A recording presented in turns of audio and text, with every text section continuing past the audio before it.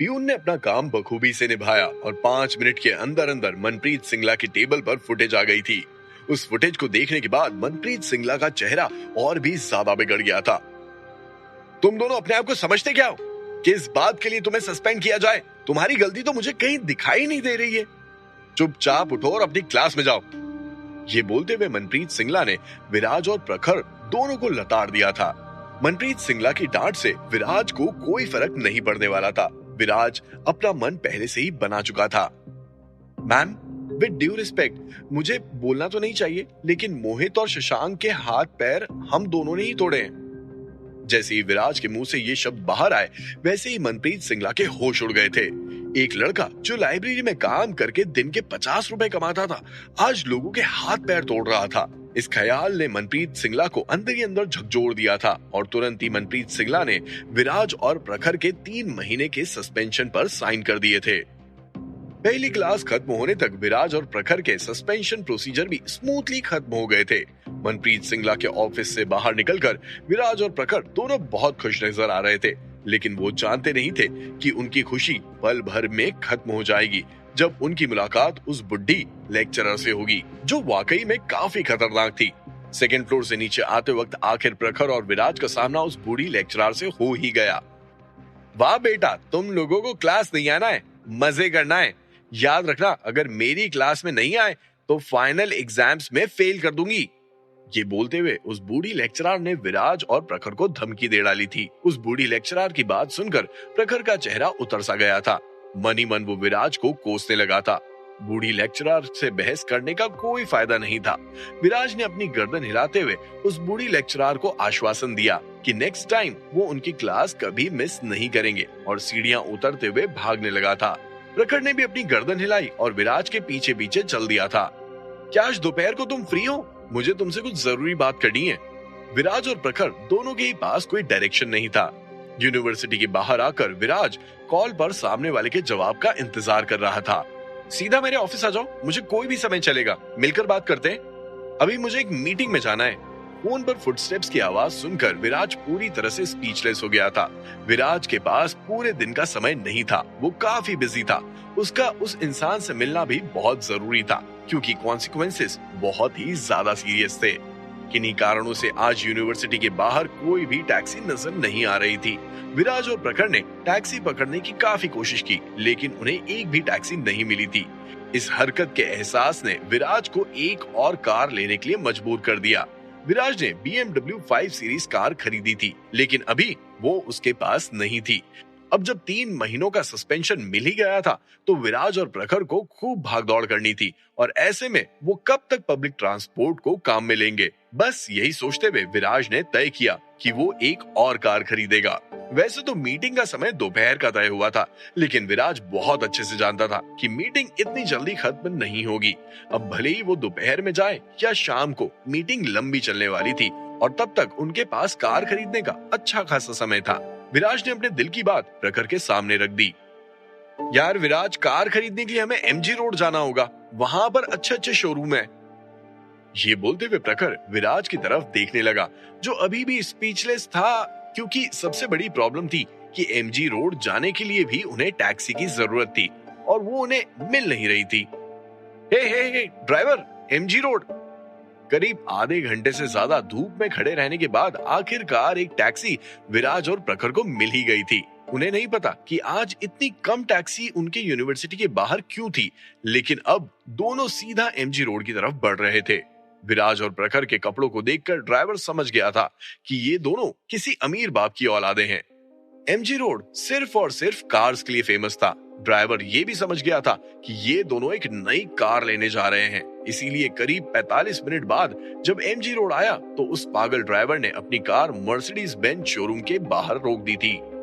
यार, तेरे पास 50-60 लाख रुपए हैं? टैक्सी से बाहर आकर प्रखर ने मुस्कुराते हुए विराज को देखा, जो बहुत ही ज्यादा कंफ्यूज नजर आ रहा था।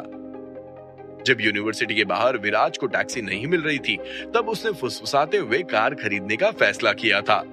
फ्यूचर में उसे कार की जरूरत तो पड़ने ही वाली थी, इसीलिए कार तो उसे खरीदनी ही थी।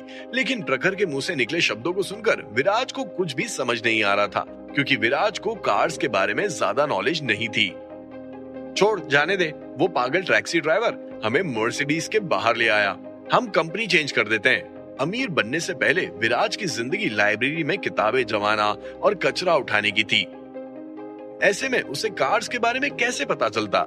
जिसके पास सुबह शाम खाने के लिए सिर्फ वड़ा पाव होता था, वो मर्सिडीज के सपने कैसे देख सकता था? नाम भी विराज ने पहली बार सुना था।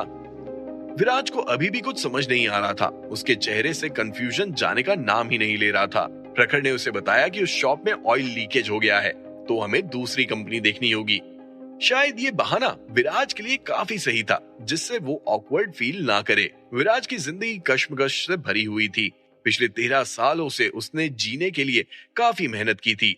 हालांकि कभी उसके पास 20 से 25 क्रेडिट कार्ड्स थे, अरबों खरबों रुपए थे, लेकिन विराज भी इतना समझदार था कि वो अच्छे से जानता था कि उन पैसों को सही जगह यूटिलाइज कैसे करना है। फालतू के खर्चों से विराज हमेशा बचते आया था। अगर विराज को पता चल भी जाए कि मर्सिडीज अमीरों की कार है, तो भी विराज उस कार को अभी तो नहीं खरीदेगा। प्रखर और विराज में ज्यादा फर्क नहीं था। प्रखर को वैसे अमीरों की कार के बारे में काफी नॉलेज थी, लेकिन विराज की तरह उसे भी कार्स में ज्यादा इंटरेस्ट नहीं था। अब दोनों ही एमजी रोड पर भटकने लगे थे और एक एक करके शोरूम को बाहर से ही देख रहे थे। क्या तुम दोनों को कार खरीदनी है? जब भी विराज को कुछ समझ नहीं आता था, तो उसकी चॉइसेस जानवी डिसाइड करती थी। अभी विराज प्रखर को जानवी के बारे में बोलने ही वाला था कि तभी पीछे से एक आवाज आई, जिसने विराज के ख्यालों को बोलने से पहले ही टोक दिया था। मैं कब से तुम दोनों को इधर उधर घूमते देख रहा हूँ। लगता है कि तुम दोनों के ही पास कोई पर्टिकुलर गोल नहीं है। मेरा मतलब है कि तुम दोनों को समझ नहीं आ रहा है कि तुम्हें कौन सी कार खरीदनी चाहिए। क्यों ना तुम दोनों मेरे शोरूम चलो। हमारे शोरूम में सेकेंड हैंड कार्स का अच्छा कलेक्शन है। कम कीमत में और अच्छी कंडीशन में तुम्हें अच्छी से अच्छी कार मिल जाएगी। जैसे ही उस आदमी के मुंह से ये शब्द बाहर आए, वैसे ही प्रखर और विराज एक दूसरे को देखने लगे। ऐसा लगा जैसे दोनों समझ गए थे कि उन्हें क्या करना है। दोनों ने अपनी गर्दन हिलाते हुए उस आदमी के चेहरे पर मुस्कान ला दी थी। उस आदमी को देखकर लग रहा था कि वो नया है। वो अपना काम बहुत ही अच्छे से कर रहा था, लेकिन कहीं ना कहीं विराज के मन में ठगने की रीत भी चल रही थी। विराज को थोड़ा सावधान रहने की जरूरत थी। आमतौर पर ऐसे बड़े बड़े शहरों में ऐसी छोटी छोटी बातें होती रहती है। जब उस आदमी ने देखा कि विराज और प्रखर उसके साथ चलने के लिए तैयार हैं, तो उसके चेहरे की मुस्कान और भी ज्यादा निखर गई थी। एमजी रोड पर घूमते घूमते विराज और प्रखर बहुत आगे निकल गए थे और एक ओपन पार्किंग लॉट में पहुंच गए थे। उन्हें समझ नहीं आ रहा था कि उस सेल्समैन ने उन्हें कैसे ढूंढ लिया था, क्योंकि दूर दूर तक कार का कोई शोरूम नहीं था। 5 से 6 मिनट लगातार चलने के बाद आखिरकार वो शोरूम आ ही गया, जहां पर वो सेल्समैन उन्हें लाना चाहता था। हमारे शोरूम को अंडर एस्टिमेट मत करना। हम यहाँ पर कार्स बनाते भी हैं, उसे ठीक भी करते हैं, मॉडिफाइड भी करते हैं, जैसे कस्टमर्स की डिमांड होती है। उस शोरूम में घुसते ही उस आदमी ने विराज और प्रखर को अपने शोरूम का इंट्रोडक्शन देना शुरू कर दिया था। उस आदमी ने उसके बाद विराज और प्रखर को कुछ बोलने का मौका ही नहीं दिया और उन दोनों को नई नई और अलग अलग ब्रांड्स की कार दिखाते हुए बांधे रखा था। उस आदमी की शक्ल देखकर विराज को ऐसा लग रहा था जैसे उस आदमी का पाला कई कस्टमर्स के साथ पहले भी पड़ा है, लेकिन शोरूम की हालत देखकर कोई भी उस शोरूम से कार लेकर नहीं गया है। अपने शोरूम का इंट्रोडक्शन देते हुए विराज को उसके चेहरे पर मायूसी दिखाई दे गई थी। विराज बिल्कुल भी हाई फाई नहीं था। उसने अपना जीवन गरीबी की रेखा से नीचे बिताया था। वो जानता था कि रोटी की भूख क्या होती है, उसको पाने की मेहनत क्या होती है, और वो सब कुछ विराज को उस आदमी में दिखाई दे रही थी। हे छोटे भाई, मुझे लगता है कि तुम एकदम सच्चे इंसान हो। तुमने इतने अच्छे से हमें समझाया। तुम्हारी मेहनत को हम वेस्ट नहीं जाने देंगे। ये पैसे रखो। जब वो आदमी अपने इंट्रोडक्शन पर आया, तो विराज उसे खींचते हुए शोरूम से बाहर ले गया और उसके हाथों में 2000 का नोट पकड़ाने लगा था। विराज के एक्शंस को देखकर वो आदमी तुरंत ही हरकत में आया और उसने वो पैसे लेने से साफ इनकार कर दिया। इस तरह की हरकत इस शोरूम में पहले कभी नहीं हुई थी। प्रखर सीन को बारीकी से देख रहा था। तुरंत ही प्रखर भी उस सीन में शामिल हो गया और दोनों को खींचते हुए वहां ले गया जहां पर कैमरे की नजर नहीं पड़ सकती थी। ये रख लो, यहाँ पर कोई कैमरा नहीं है, कुछ नहीं होगा। देखो यार, हम तुम्हें सच बताते हैं, हम दोनों में से किसी को भी कार्ड्स का ज्यादा शौक नहीं है, ना ही कार्ड्स के बारे में ज्यादा नॉलेज है। बस छोटे भाई, हमें इतना बता कि क्या सेकेंड हैंड कार्स ठीक रहती हैं, सही काम करती है। कैमरे का कोई खतरा नहीं था, लेकिन उसके बाद भी वो सेल्समैन विराज के हाथ से पैसे लेने में थोड़ा झिझक रहा था। हालांकि जैसे तैसे उसने अपने आप को संभाला और मुंह खोलते हुए विराज के सवाल का जवाब दिया। जी सर, सेकेंड हैंड कार्स सही होती हैं। हम उसमें नया इंजन लगाते हैं, कुछ मॉडिफिकेशन करते हैं और उसके बाद कोई प्रॉब्लम नहीं आती है। अगर कुछ आई तो आप कभी भी मुझे कॉल कर सकते हैं। ये बोलने के बाद वो सेल्समैन थोड़ा डरा और उसके बाद वापस से अपना मुंह खोलते हुए बोला, वैसे तो कभी कोई प्रॉब्लम नहीं आएगी।